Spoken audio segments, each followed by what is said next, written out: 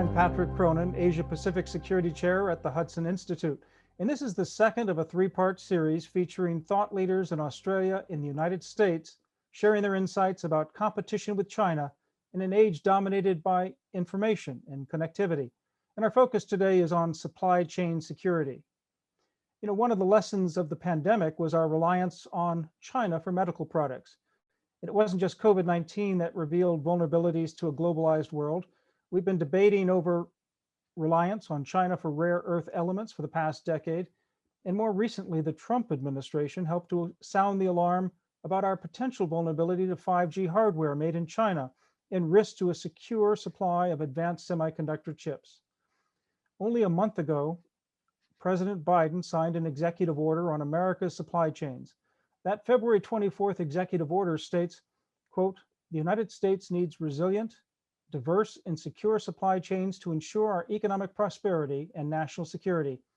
It also emphasizes working with like-minded allies, quote, "who share our values and will foster collective economic and national security and strengthen the capacity to respond to international disasters in emergency." In fact, the administration is engaged in a 100-day review of supply chain security that includes identifying risks in the supply chain of semiconductor manufacturing, high-capacity batteries, critical minerals, including rare earths, the ICT industrial base, and pharmaceuticals. Now, Canberra is well aware of supply chain vulnerabilities. The economy is dependent on shipping resources from and manufactured goods to Australia. And last year, Prime Minister Scott Morrison elevated the need for supply chain resilience after the COVID pandemic exposed shortages of PPE. He stressed the need for Australia, quote, "to keep making things." That's a refrain that will sound very familiar to many Americans. At a larger economic level, however, there's a fundamental question raised by Xi Jinping's quest for technological and especially information leadership, if not dominance. The US and Australia are not keen to follow CCP-style industrial policy or overreaching military-civil fusion, but something needs to be done because of a problem called strategic latency, the potential for technologies to fundamentally shift the military and economic balance of power. As Jake Beber has written, supply chain dominance can lead to control of the underlying infrastructure of the 21st century economy. And that's left many looking for decoupling, a concept generally preceded by the modifier selective or targeted or managed. Now, after we explore the broad and specific challenges to global supply chains, especially those posed by China, we'll discuss what the US and Australia should do to achieve supply chain resilience. To what extent is managed or selected decoupling part of the response? And what strategy, organization, regulatory regimes, and deeper technological and security cooperation is needed? But first, let me introduce our four outstanding guests. Dr. Jeffrey Wilson is the research director at the Perth U.S. Asia Center. He specializes on economic transformation in the region, and along with Perth U.S. Asia Center Director Gordon Flake, is putting Western Australia on the cutting edge of geoeconomics. He's a prolific author and recently published an excellent report on expanding the TPP, options, prospects, and implications for the global trade system. Dr. Jill Slay is the SmartSat Professorial Chair in Cybersecurity at the University of South Australia. There in Adelaide, she also leads the Cybersecurity and Resilience theme of the SmartSat Australian Cooperative Research Centre. Dr. Slay's work focuses on satellite cybersecurity and resilience, and I should explain that the Australia has not only just been a growing space power, but the SmartSat CRC is a government-backed research consortium to develop advanced telecommunication and Internet of Things connectivity, intelligent satellite systems, and Earth observation next-generation data services. John Costello is the former Deputy Assistant Secretary of Intelligence and Security at the Department of Commerce, where he established the department's intelligence analysis capability and led its ICT and supply chain analytical efforts. Before that, John Costello was Director of Strategy, Policy, and Plans and Senior Advisor to the Director of the Cybersecurity and Infrastructure Agency. He recently joined the Center for New American Security as an Adjunct Senior Fellow in the Technology and National Security Program. And Helen You is a policy analyst with FP Analytics. That's the research and advisory arm of Foreign Policy magazine. FPA is independent from the editorial side of FP, I should mention, but in February, FP published an impressive in-depth analysis by Helen You called Semiconductors and the U.S.-China Innovation Race, geopolitics of the supply chain, and the central role of Taiwan. So drawing on your expertise and your own research, let me have each of you highlight the dimensions of supply chain risk. And we'll start with Jeff and Jill in Australia, and then go to John and Helen in the United States. And I'll reverse that order in the second half of the program when we start exploring ways to address supply chain vulnerabilities. So Jeff Wilson, one of the insights raised in part one of this series focused on the need to deal with fast-moving trends projecting into a different future. We err if we assume technology or economic relations will remain static, fixed as in the past. So as you think about Australia's economic relationships, including its heavy reliance on China as a market, please help us frame the challenge as seen from Perth. Jeff? Thanks very much, Patrick. And as many of you will know, Australia's had some large challenges with its China trade relationship. But I guess I would argue that these are actually not just an Australian story, but there are lessons in our story for the global landscape as well. In talking about supply chain security, one of the principal causes that behind this being considered a major problem now is China's use of trade sanctions as a means of diplomatic coercion. It first adopted this tactic way back in 2010 when it suspended rare earth exports to Japan for 2 months during a territorial dispute in the East China Sea. And since that time, another 7 countries, Norway, the Philippines, Mongolia, Taiwan, Korea, Canada, and Australia, finally, have been on the receiving end of some form of Chinese trade coercion. Notably, this tactic is only applied to small and medium countries, typically US allies or friends, who lack the size and scale to retaliate against China in the manner in which, say, a large economy like the US could. Now, I think we need to understand that this form of Chinese trade coercion actually serves 2 political purposes: domestic pressure and international deterrence. Against the target, it's designed to inflict costs on domestic businesses in the hope that they'll pressure their government to change foreign policy positions with respect to China. And to third parties around the world, it functions as a warning shot designed to deter criticism of Chinese foreign policy actions in the future. But back to Australia, where last year we became the 8th country to receive these Chinese trade attacks. In May 2020, massive, and I should add, legally spurious under international trade law, anti-dumping duties were applied to Australian barley exports. Those alone priced nearly $1 billion of Australian barley out to the Chinese market. But more trade bans were applied in the following weeks and months. And by November 2020, China had imposed some form of trade sanction on 13 different Australian export sectors. Those affected 13 industries exported $52 billion to China in 2019, which is collectively equivalent to 10% of our total national exports to all markets. This is obviously a very serious economic blow coming atop the dislocations of COVID last year. However, and unlike many of the other previous targets, Australia stood out for its resilience and indeed defiance. The Australian government has refused to offer any diplomatic mea culpa to China, and in December last year referred China's tariffs on barley to the WTO's dispute settlement mechanism. Now, our WTO case on barley is going to provide a landmark test of China's ability to use trade sanctions for coercion in the same way that the famous rare earths WTO case, led by the US, Japan, and the EU, did a decade ago. And importantly, it also multilateralises the issue, allowing Australia to pool resources with like-minded countries and thus providing a far greater prospect for a timely victory. We are, of course, very fortunate to be receiving international support. Both the Japanese and US governments have spoken out in our favour, and particularly comments last week by Kurt Campbell that China cannot expect normal economic relations with the US while it maintains these attacks against Australia. The Biden administration's February executive order, which Patrick has just mentioned, that targets supply chain resilience for pharmaceuticals, semiconductors, batteries, and critical minerals, is also expressly designed to hedge against the exact form of trade coercion Australia is currently experiencing. And this is because all 4 of those priority sectors are industries in which China has or is attempting to acquire a large and outsized global market power, meaning that they could then all easily be weaponised in the future. What this Australian story tells us, I think, is that China's trade attacks against Australia are not really an Australian problem, but actually a global one. China's done this 7 times before. It will surely do it again.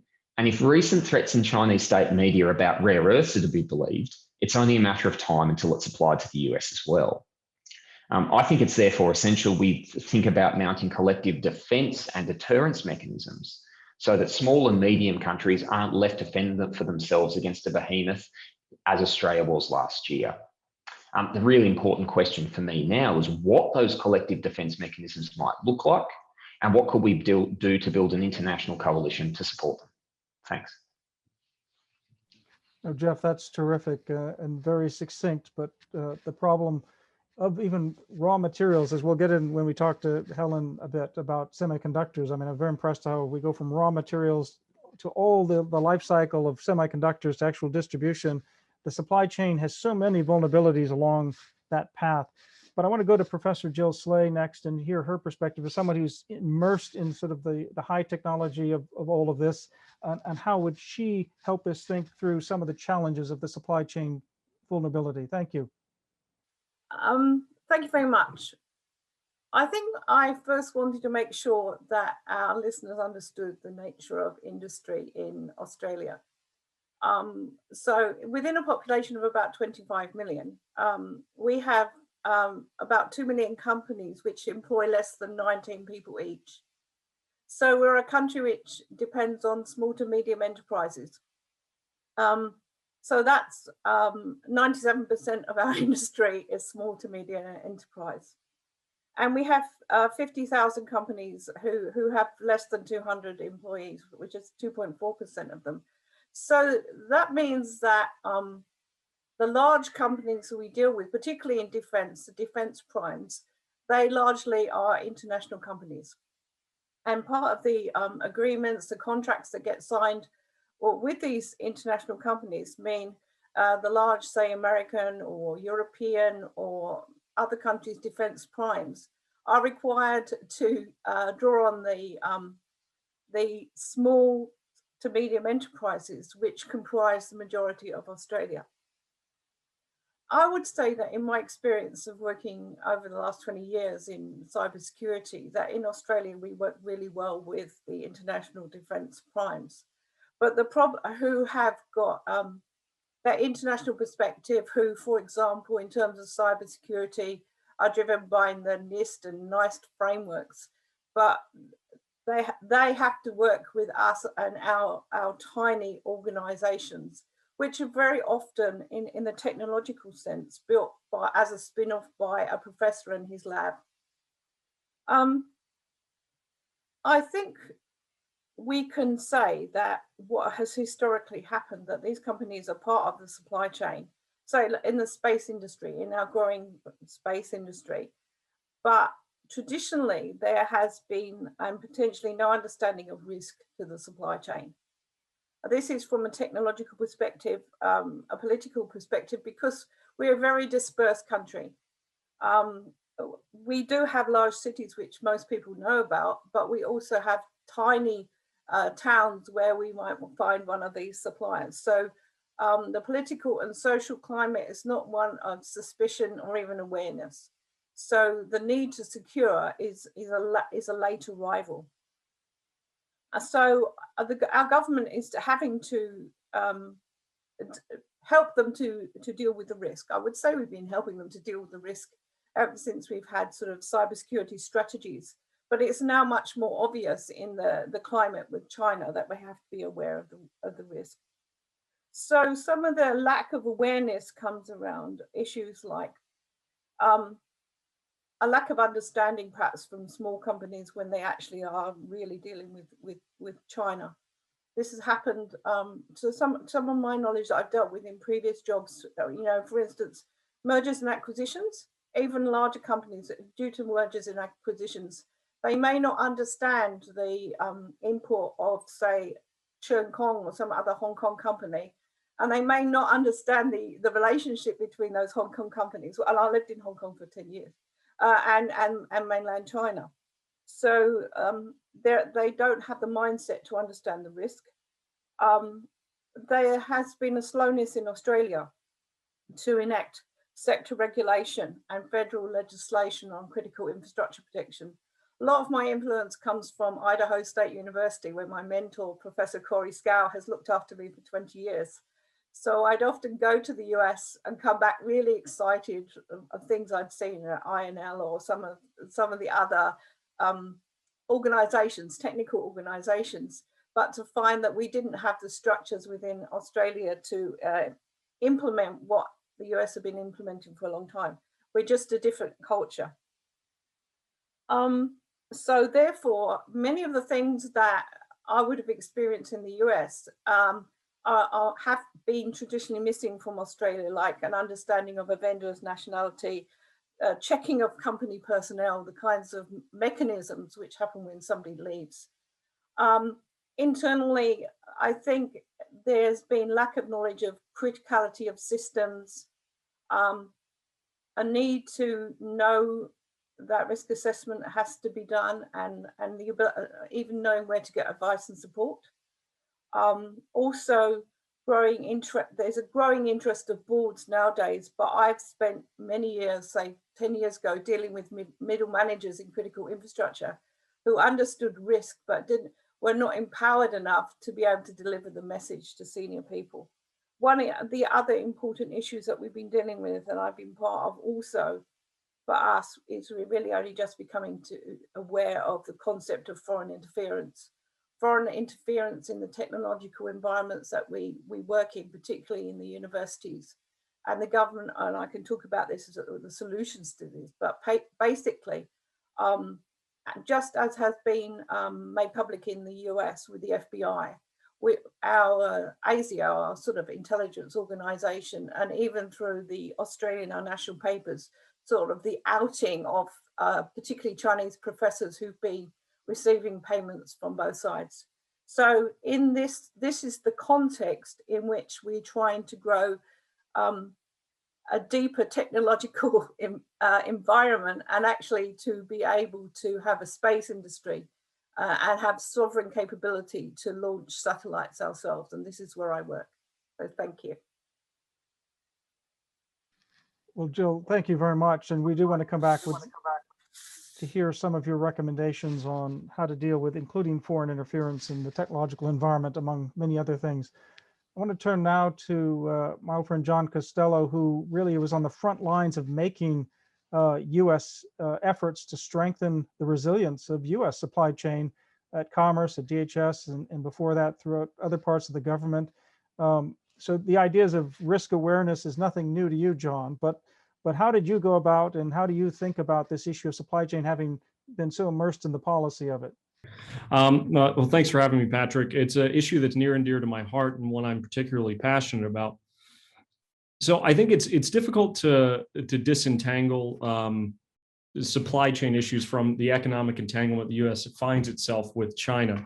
I see this happening across two dimensions that I think warrant particular attention, and were certainly on the top of mind to US policymakers, both in the previous administration and the current one. I think first and foremost, and the one that we deal with day to day, and I think we've seen the most policy action on, is the ICT supply chain, the information communications technology supply chain on equipment, software, and devices. These are the consumer devices that we use, whether it's a cell phone, whether it's an app, or whether it's infrastructure devices, routers we find in our telecommunications networks, broadcast devices we find in our telecommunications networks, and the services that support them. A lot of the talk we discussed about the concerns about Huawei and ZTE, Hikvision and Dahua, all sort of fall into that bucket. This is one where we're primarily concerned with the independence of companies from the Chinese government, and the Chinese government's ability to compel or coerce actively or passively Chinese companies into being extensions of the Chinese intelligence apparatus. And this is not new. Nations whether it's China, whether it's others, have looked at the technological reach of their companies and sought to leverage and exploit it for intelligence gain. This is not something new. I think what's different is the market reach and growing market power of certain Chinese tech champions such as Huawei and ZTE begs the question of how we can account for that particular risk and then how we can defend our markets from it. The technological reach of these companies, when you look at what planners would look at for a cyber operation or an intelligence surveillance operation, they prioritize stealth, they prioritize scalability, and they prioritize pervasiveness. All three of those traits can be found by a supply chain compromise of one of these products, whether it's company directed or the Chinese have dictated it through a legal apparatus or some change in code. And it is a temptation that's hard to resist. So with that in mind, that's a massive risk. I believe the U.S. government over the last few years has been increasingly aware of and tried to wrap its arm around. The second level where this occurs is in a traditional supply chain, economic and supply chain concern. I think Dr. Wilson just mentioned, a myriad concerns that I think the United States shares with Australia in Chinese coercive measures or trade sanctions. And that's what we're looking at, especially in the technology space. And we're really looking at two areas. First and foremost is rare earth elements. Rare earth elements are metals and materials that are absolutely necessary for, as Jake Beber mentioned, the infrastructure of the 21st century. A lot of high-tech technology utilizes and requires these, whether it's semiconductors, whether it's certain types of lasers, certain types of unmanned aerial vehicles. A lot of military components, a lot of industrial components require these as various nature.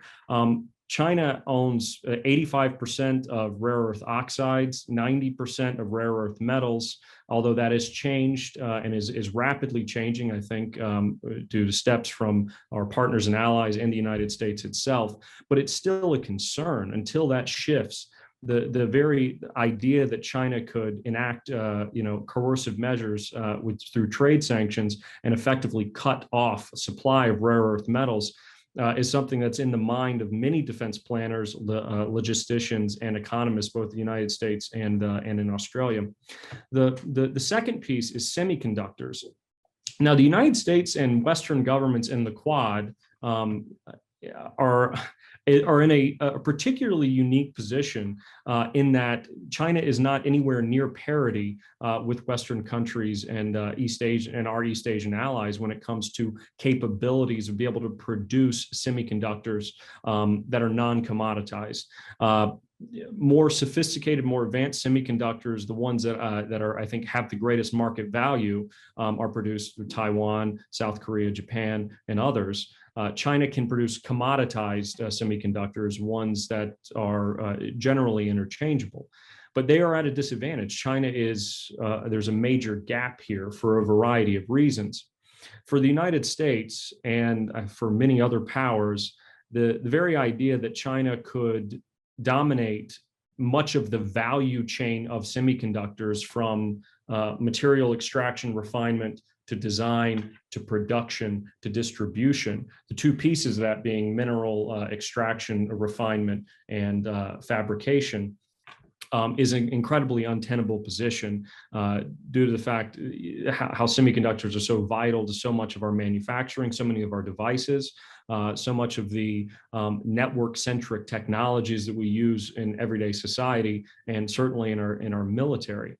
That's an incredibly untenable position.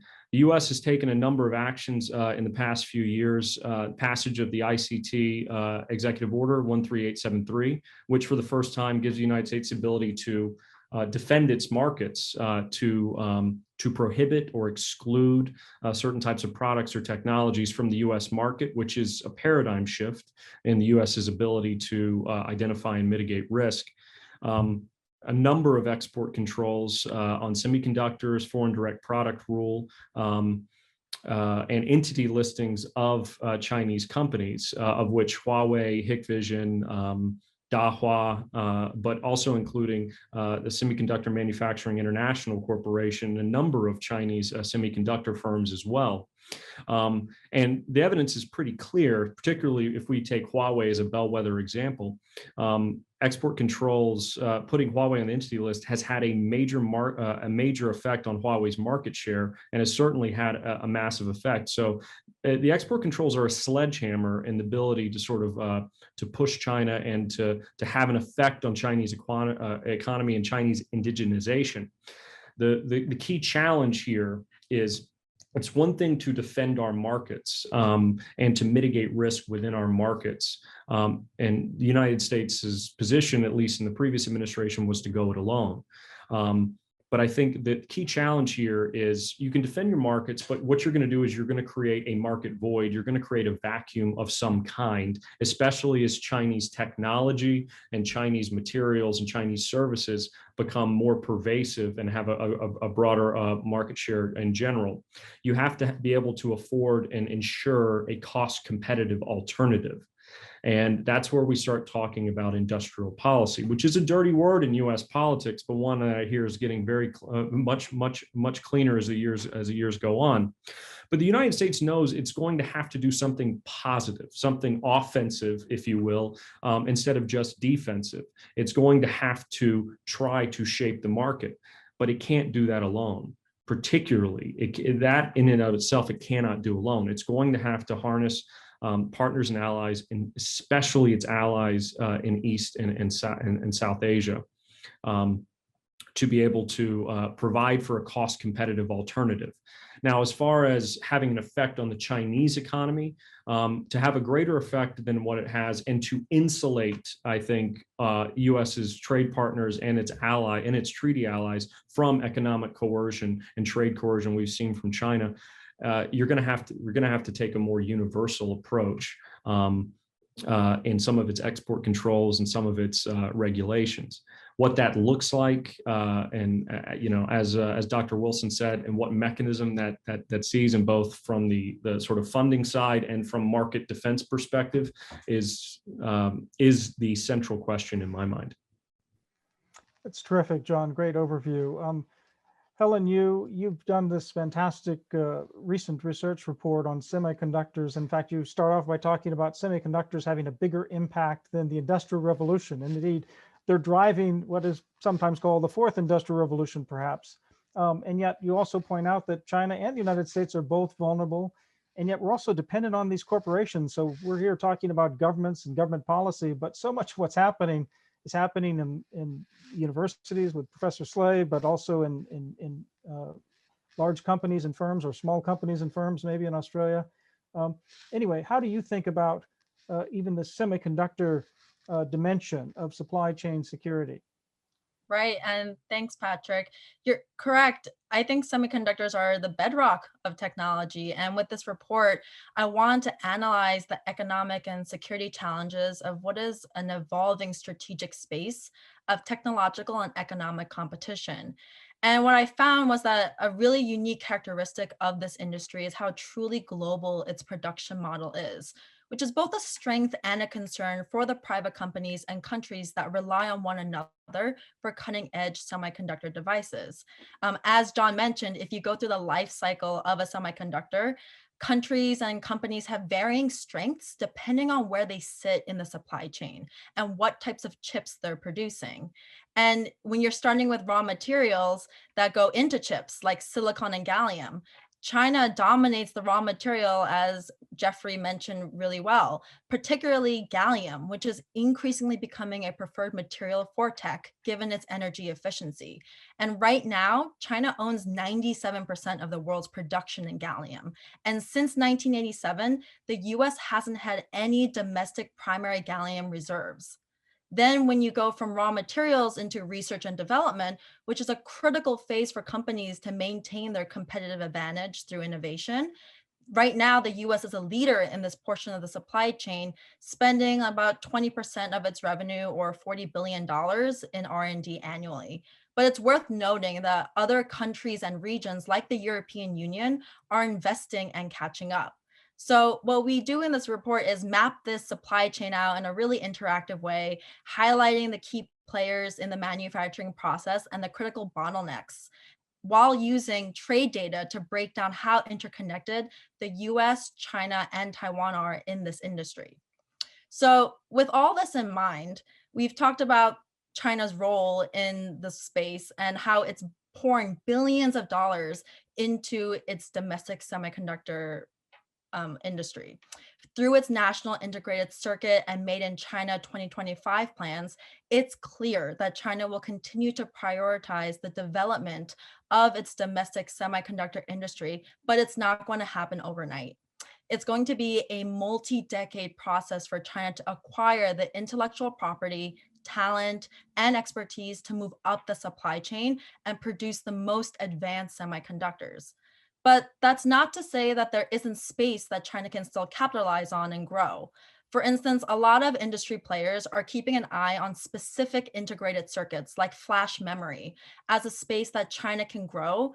And others have noted that there are design teams in China building market-specific solutions where they can focus on putting parts of a chip together around a consumer application rather than the relatively more difficult job of creating cutting-edge core IP. So this is all just to say it underscores the importance of strengthening and diversifying supply chains and what the Biden administration can do in this industry.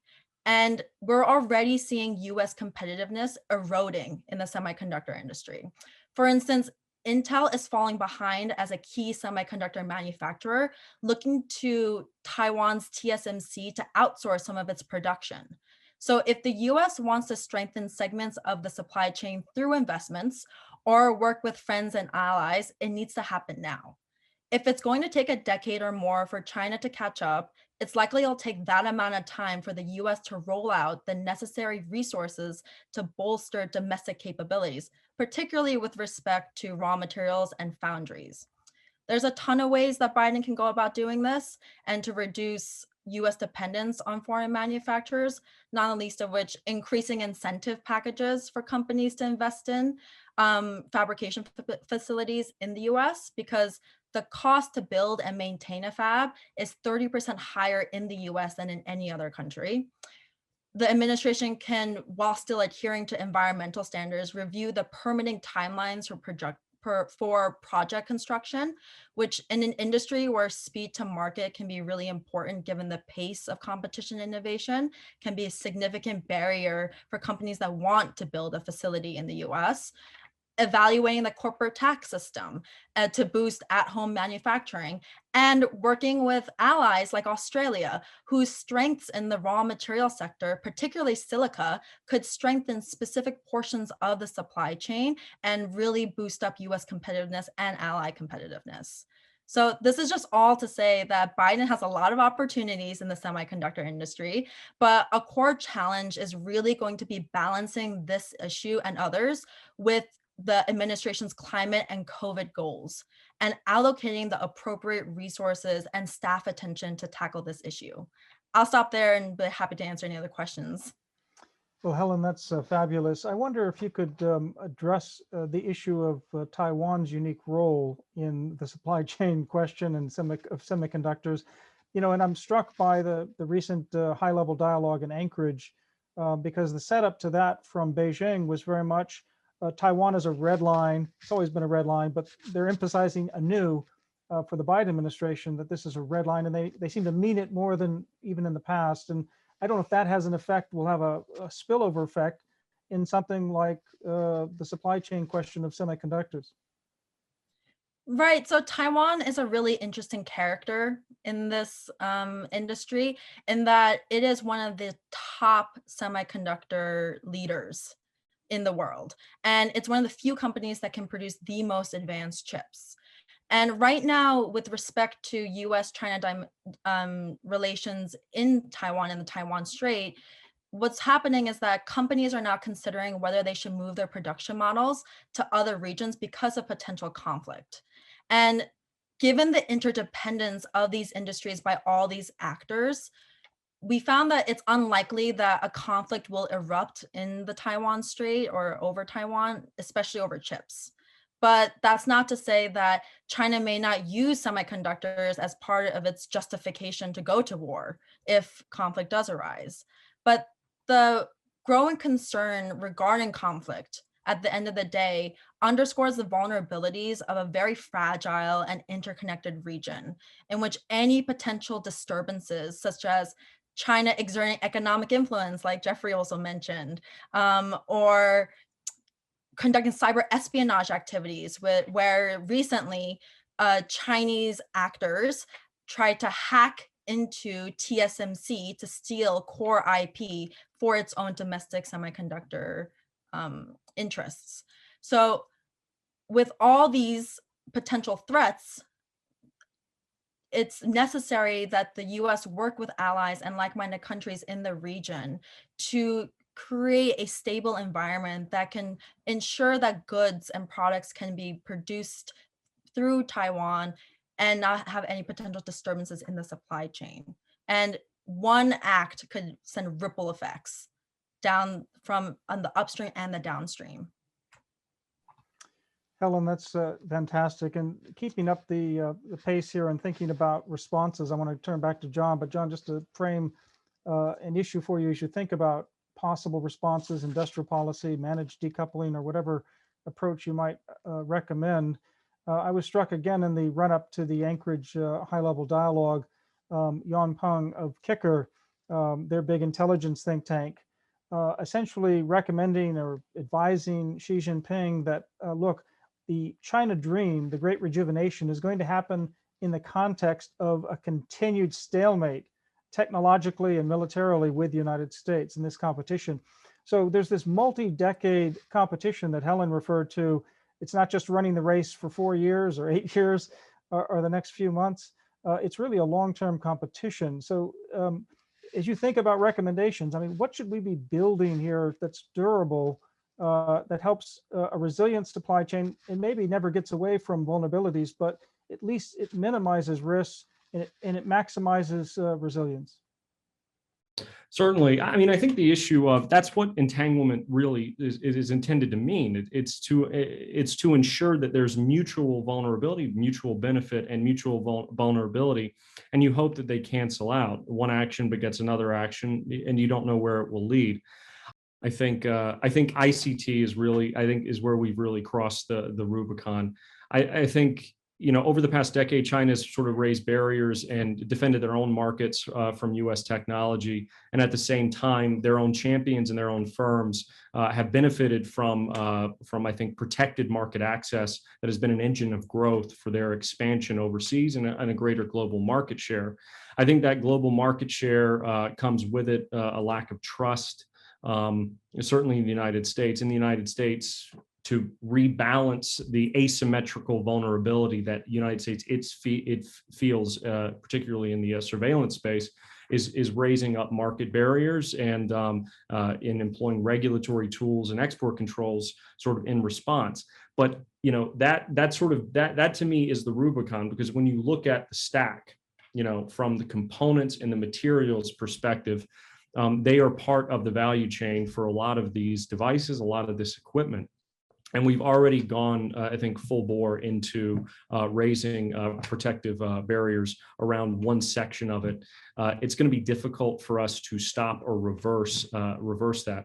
I think long term, you know, the market for the rare earth elements market, I think, is diversifying. The supply chain is going to diversify, and that's going to continue to be so.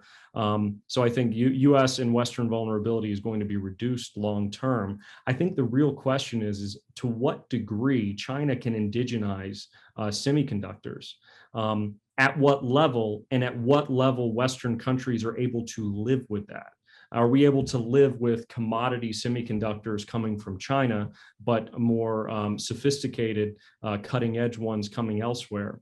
I think that's the question the U.S. and Western allies have to ask themselves.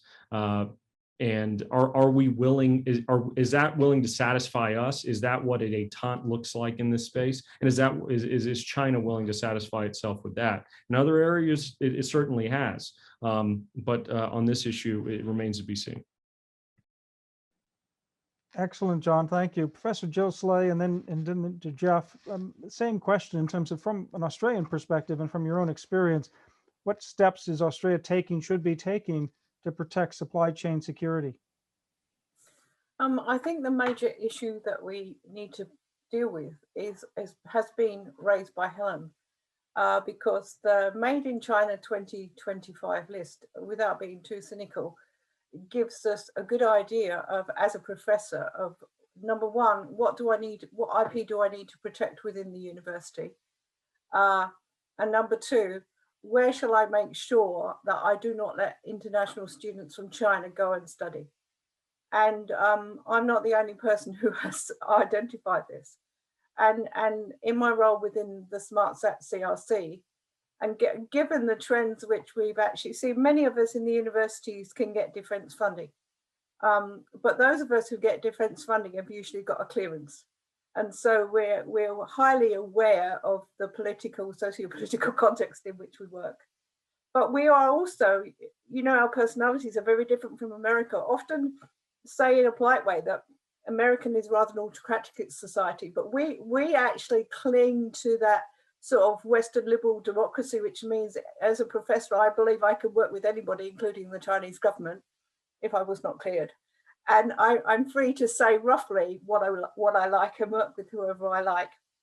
But if you want to work in this environment where there is government awareness of potential attacks on our IP, which are going to be used against us in an economic or perhaps a military sense, we have to protect our sovereignty.